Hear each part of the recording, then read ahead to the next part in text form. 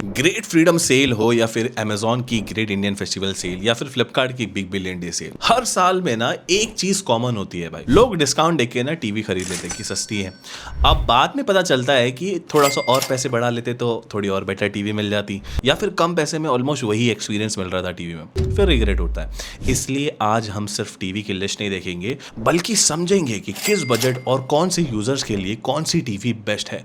लेकिन उससे पहले 2 मिनट की एक बाइंग गाइड बता रहा हूँ, क्योंकि अगर ये पॉइंट समझ में आ गए ना आप लोग को, तो सिर्फ इस वीडियो के लिए नहीं, फ्यूचर में कभी भी आप टीवी खरीदोगे ना तो आप लोग को कोई कंफ्यूजन नहीं रहने वाला है। सबसे पहला है रेजोल्यूशन। अगर टीवी सिर्फ नॉर्मल केबल चैनल या फिर डीटीएच के लिए लेनी है ना, तो एचडी रेडी भी काम चल जाएगी आप लोग की। लेकिन अगर आप यूट्यूब, नेटफ्लिक्स, प्राइम वीडियो और दूसरे ओटीटी प्लेटफॉर्म ज्यादा देखते हो, तो फुल एचडी पैनल का शार्पनेस और क्लैरिटी का डिफरेंस इजीली नोटिस होगा। तो अगर बजट अलाउ करता है तो मेरी एडवाइस रहेगी कि फुल एचडी टीवी को ही प्रेफरेंस दो। सेकंड है यहाँ पर डिस्प्ले टेक्नोलॉजी। आज मार्केट में एलईडी, क्यूएलईडी दोनों ऑप्शन मिल जाते हैं 32 इंच की साइज में। सिंपल सी बात है, अगर दोनों टीवी का प्राइस आसपास है तो क्यूएलईडी को चूज करना ज्यादा सेंसिबल डिसीजन है। कलर यहाँ पर बेटर मिलते हैं, ब्राइटनेस इंप्रूव होती है और ओवरऑल पिक्चर ज्यादा प्रीमियम फील होती है। बट एक चीज याद रखना, क्यूएलईडी लिखने से पैनल क्यूएलईडी नहीं हो जाता। बहुत अच्छे अच्छे ब्रांड्स के एलईडी पैनल भी बेटर होते हैं, तो वो वहां पर एक्सपीरियंस पे मैटर करता है। तीसरा है यहाँ पर स्मार्ट टीवी प्लेटफॉर्म। आज मेनली आपको Google TV, fire TV, Android TV और वेब ओएस देखने मिलेंगे। अगर गूगल इकोसिस्टम आप यूज करते हो तो गूगल टीवी आपको बेस्ट लगेगी। अगर एलेक्सा यूज करते हो तो फायर टीवी यहाँ पर बहुत ज्यादा कन्वीनियंट लगेगी। और अगर क्लीन और सिंपल इंटरफेस चाहिए ना, तो वेब ओएस भी काफी अच्छा एक्सपीरियंस देता है। चौथा है यहाँ पर प्रोसेसर और रैम। ये वो वाली स्पेसिफिकेशन है ना जिसे लोग सबसे ज्यादा इग्नोर करते हैं।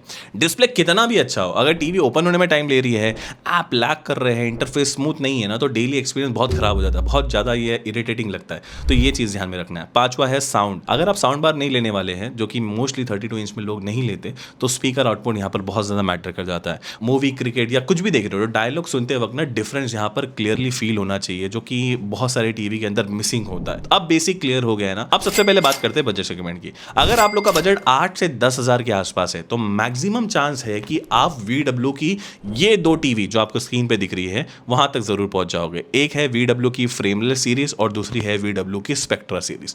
दोनों दिखने में ऑलमोस्ट सेम लगती है, लेकिन एक्सपीरियंस दोनों का सेम बिल्कुल भी नहीं है। पहले बात करती है VW की फ्रेमलेस सीरीज की। ये बेसिकली उन बायर्स के लिए है जिनको सबसे कम बजट में एक स्मार्ट टीवी चाहिए। इसमें आपको 32 इंच की एचडी रेडी क्यूएलईडी पैनल मिलती है, मतलब रेजोल्यूशन यहाँ पर 1366x768 है और 60 हर्ट्ज का रिफ्रेश रेट है।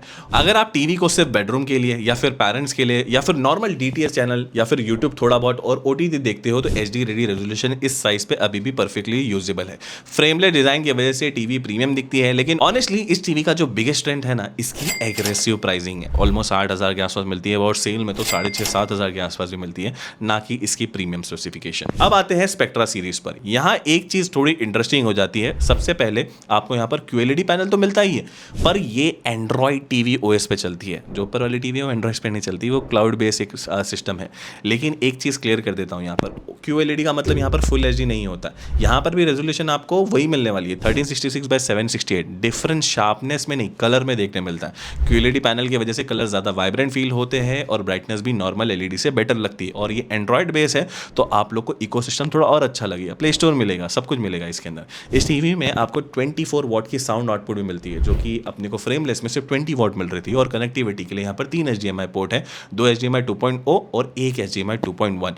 2 USB पोर्ट मिलते हैं, जो इस प्राइस सेगमेंट में एक अच्छा प्लस पॉइंट है। तो दोस्तों वर्डिक कुछ मेरा इस तरीके से है। अगर आप लोग का बजट बहुत ज्यादा टाइट है, सिर्फ स्मार्ट टीवी चाहिए, तो फ्रेमलेस ले सकते हो। लेकिन अगर सेल में प्राइस डिफरेंस सिर्फ 1,000-1,500 रुपए का है ना, तो बिना सोचे यहाँ पर स्पेक्ट्रा रिकमेंड करूंगा। क्यूएलईडी पैनल की वजह से यहाँ पर मूवी ओटीटी कंटेंट देखते वक्त डिफरेंट क्लियरली फील होता है और एंड्रॉइड बेस्ड टीवी है, तो दोनों लिंक आपको डिस्क्रिप्शन में देखने मिल जाएगी और प्रोडक्ट पे टैग है।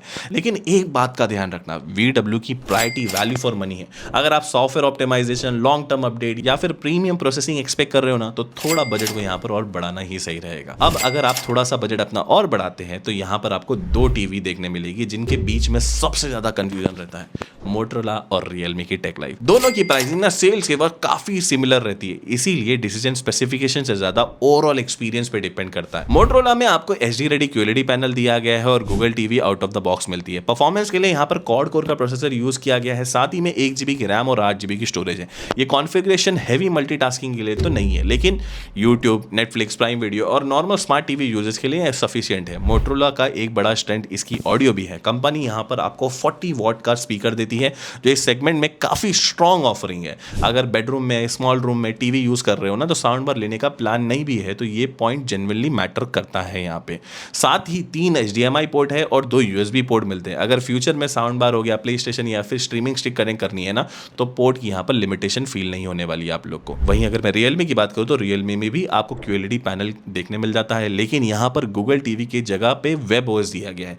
वेब OS का एडवांटेज ये है कि इंटरफेस काफी क्लीन और सिंपल फील होता है। अगर आपके घर में पेरेंट्स है या फिर नॉन टेक यूजर है तो उनके लिए UI समझना रिलेटिवली बहुत ईजी रहता है। कंपनी यहाँ पर quad core MediaTek processor mention करती है, पर यहाँ पर एग्जैक्टली बताया नहीं है कौन सा प्रोसेसर है, लेकिन एग्जैक्ट रैम और स्टोरेज वेरिएंट के हिसाब से अलग हो सकता है। रियलमी की ये टीवी में आपको 1 GB की रैम और 8 GB की स्टोरेज ही मिलती है। प्रोसेसर यहाँ पर क्लियरली मेंशन नहीं किया। कनेक्टिविटी नॉर्मल यूजर के लिए इनफ है, लेकिन यहाँ पर ऑडियो और एक्सपांशन ऑप्शन के हिसाब से मैं बोलूँ कि मोटरोला थोड़ा यहाँ पर स्ट्रॉन्गर पैकेज ही लगता है। तो अगर आप गूगल इकोसिस्टम यूज करते हो, क्रोमकास्ट यूज करते हो या फ्यूचर में एसेसरी कनेक्ट करने का प्लान है, तो मोटरोला यहाँ पर बेटर चॉइस है। लेकिन आपकी प्रायोरिटी सिर्फ OTT है, स्ट्रीमिंग और एक सिंपल इंटरफेस चाहिए, तो रियलमी भी यहाँ पर वैल्यू फॉर मनी ऑप्शन है। सेम प्राइस पे मेरी चॉइस यहाँ पर मोटरोला रहेगी, लेकिन अगर रियलमी 1500-2000 सस्ता मिलती है तो उसकी वैल्यू यहाँ पर इग्नोर नहीं करी जा सकती। लिंक आपको डिस्क्रिप्शन देखने मिल जाएगी और प्रोडक्ट को भी मैंने टैग कर दिया है। अब बात करते हैं नेक्स्ट टीवी की, और यहाँ पर आती है Xiaomi। ऑनेस्टली यहाँ पर बहुत लोग ना सिर्फ ब्रांड देख के डिसीजन ले लेते हैं। Xiaomi के पास इस सेगमेंट में, मतलब 32 इंच के सेगमेंट में, यहाँ पर 2 ऑप्शन है। एक है F सीरीज जिसको फायर टीवी बोला जाता है, और A Pro QLED Google TV है। दोनों Xiaomi की टीवी है, लेकिन दोनों एक ही टाइप यूजर के लिए नहीं बनी है। पहले बात करते हैं Xiaomi की F सीरीज के बारे में। ये टीवी उन यूजर्स के लिए डिजाइन की गई है जिनको एक सिंपल स्मार्ट टीवी एक्सपीरियंस चाहिए। यहाँ पर HD रेडी LED पैनल दिया गया है। यहाँ पर रेजोल्यूशन 3066x768 रेजोल्यूशन के साथ 60 हर्ट्ज का रिफ्रेश रेट है। सॉफ्टवेयर की अगर बात करें तो fire TV OS built in आपको मिलता है। एलेक्सा सपोर्ट ऑलरेडी दिया गया है, तो ये ऑपरेटिंग सिस्टम काफी इजी लगता है। ऑडियो के लिए यहाँ पर 20 वॉट के स्पीकर दिए गए हैं, साथ में यहाँ पर Dolby audio, DTSS HD, DTSS virtual X support मिलता है। बेडरूम या नॉर्मल लिविंग रूम के लिए ये साउंड बहुत सफिशिएंट लगता है। कनेक्टिविटी के लिए यहाँ पर 2 HDMI, 2 USB, built in wifi, bluetooth support मिल जाता है। डेली यूज के लिए रिक्वायर्ड पार्ट सारे आपको अवेलेबल देखने मिल जाते हैं। अब आते हैं Xiaomi की A Pro पर, और मेरे हिसाब से Xiaomi की लाइनअप का ये ज्यादा कंप्लीट प्रोडक्ट है। सबसे बड़ा अपग्रेड है यहाँ पर डिस्प्ले, जहाँ पर आपको QLED पैनल दिया गया है। रेजोल्यूशन वही है, HD रेडी है 1366x768, लेकिन क्वांटम डॉट टेक्नोलॉजी की वजह से कलर नोटिसेबली यहाँ पर बेटर दिखते हैं। अगर आप OTT कंटेंट, मूवी या फिर स्पोर्ट देखते हो तो पिक्चर यहाँ पर F सीरीज से थोड़ी रिच फील होती है। सॉफ्टवेयर में यहाँ पर गूगल टीवी देखने मिलता है। Android 14 OS पे ये बेस है। Play store, Google assistant, screen mirroring already मिल जाता है इसके अंदर। एंड्रॉइड यूजर के लिए इकोसिस्टम एकदम प्रैक्टिकल लगता है। परफॉर्मेंस की अगर मैं बात करूँ तो क्वाड कोर का यहाँ पर Cortex A55 प्रोसेसर देखने मिलता है। माली का G31 MP2 GPU, 1 GB की रैम, 8 GB की स्टोरेज, वैसे दोनों में वही दी गई है। डेली स्ट्रीमिंग और नॉर्मल स्मार्ट टीवी यूजर्स के लिए कॉन्फ़िगरेशन काफी बैलेंस है। ऑडियो डिपार्टमेंट में वही 20 वॉट के स्पीकर है, डॉल्बी ऑडियो और DTS वर्चुअल X सपोर्ट मिलता है। वॉइस क्लियरिटी अच्छी है दोनों टीवी की, ये भी एक चीज बोलूंगा। कनेक्टिविटी में 2 HDMI port, 2 USB, wifi, Bluetooth दिया गया है, और फ्यूचर में साउंड बार और गेमिंग कंसोल कनेक्ट करने के लिए सारे पोर्ट्स मिलते हैं, जो बेसिक रिक्वायरमेंट एकदम आसानी से हैंडल कर देते हैं। अगर मैं वर्डिक की बात करूं, अगर दोनों टीवी के बीच में सिर्फ 1,500 से 2,000 का डिफरेंस है ना, तो बिना सोचे आपको Xiaomi की A Pro मैं यहाँ पर रिकमेंड करूंगा। बेटर डिस्प्ले है, गूगल टीवी है, ओवरऑल ज्यादा प्रीमियम व्यूइंग एक्सपीरियंस है। हाँ, अगर एक सिंपल स्मार्ट टीवी चाहिए, एलेक्सा यूज करते हो, तो सेल में F सीरीज काफी सस्ते में भी मिल जाती है। मेरे ख्याल से 10,000 के आसपास भी आ जाते हैं, तो वो बहुत ज्यादा वैल्यू फॉर मनी बन जाती है। लिंक आपको डिस्क्रिप्शन देखने मिल जाएगी और प्रोडक्ट भी टैग कर दिया है। अब अगर आप उन यूजर्स में से हो जो बोलते हैं भाई मुझे स्पेसिफिकेशन से ज्यादा एक ट्रस्टेड ब्रांड चाहिए, जिसकी सर्विस नेटवर्क अच्छी हो, लॉन्ग टर्म रिलायबिलिटी अच्छी हो, और फ्यूचर में भी स्पेयर पार्ट या फिर सर्विस का टेंशन बिल्कुल भी ना हो, तो मेरी रिकमेंडेशन यहाँ पर सैमसंग रहने वाली है। सैमसंग की 32 इंच की टीवी, जो कि एक HD टीवी है, LED पैनल के साथ आती है। पिक्चर क्वालिटी बहुत अच्छी है। एक चीज है, ये एक LED टीवी होने के बावजूद भी बहुत सारी QLED टीवी से इसकी पिक्चर क्वालिटी ज्यादा अच्छी लगेगी। अगर टीवी पे आप यूट्यूब, OTT कंटेंट देखते हो ना, तो कोई भी प्रॉब्लम नहीं आने वाली। सॉफ्टवेयर की बात करूं तो सैमसंग का यहाँ पर खुद का टाइजन OS इसके अंदर देखने मिलता है। इंटरफेस काफी स्टेबल है। मेजर OTT ऐप पहले से इंस्टॉल आपको देखने मिल जाती है। लॉन्ग टर्म यूजर्स में सॉफ्टवेयर जेन्युइनली बहुत रिलायबल लगता है। ऑडियो की बात करो, 20 वॉट के स्पीकर है, and believe me this is a very good speaker. मेरे घर पे वैसे 43 इंच वाली है। साथ में यहाँ पर क्यू सिम्फनी और एडेप्टिव साउंड सपोर्ट मिलता है। बेडरूम या नॉर्मल लिविंग रूम के लिए साउंड आउटपुट सफिशिएंट है। कनेक्टिविटी के लिए 2 HDMI, एक EAC और एक USB पोर्ट देखने मिलता है। साथ में wifi, bluetooth, ethernet, air play, screen mirroring जैसे इंपॉर्टेंट फीचर भी आपको देखने मिल जाते हैं। लेकिन एक बात मैं ज़रूर बोलूँगा, अगर आप सिर्फ सैमसंग का नाम देख के टीवी खरीद रहे हो तो एक बार बाकी ऑप्शन भी कंपेयर करना ज़रूरी है, क्योंकि इसी प्राइस में अपने को मतलब फुल एचडी वाला एक ऑप्शन मिलता है जो पिक्चर क्वालिटी शायद आपको थोड़ी और बेटर दे दे। बट अगेन सैमसंग की picture quality it is not, ऐसा नहीं है कि ख़राब है, और आफ्टर सेल सर्विस भी ट्रस्टवर्दी है। और अब बात करते हैं मेरी ओवरऑल बेस्ट रिकमेंडेशन की। इस कैटेगरी में मैंने सिर्फ स्पेसिफिकेशन नहीं देखे, डिस्प्ले कैसा है, सॉफ्टवेयर कितना स्मूथ है और ऑडियो कैसा है, कनेक्टिविटी फ्यूचर प्रूफ है या नहीं, और सबसे इंपॉर्टेंट प्राइस पे ओवरऑल वैल्यू फॉर मनी मिलता है कि नहीं। ये सब कंपेयर करने के बाद अगर मुझे पूरी लिस्ट में सिर्फ एक टीवी रिकमेंड करनी है ना, तो मेरी चॉइस यहाँ पर TCL की V5C ही रहने वाली है।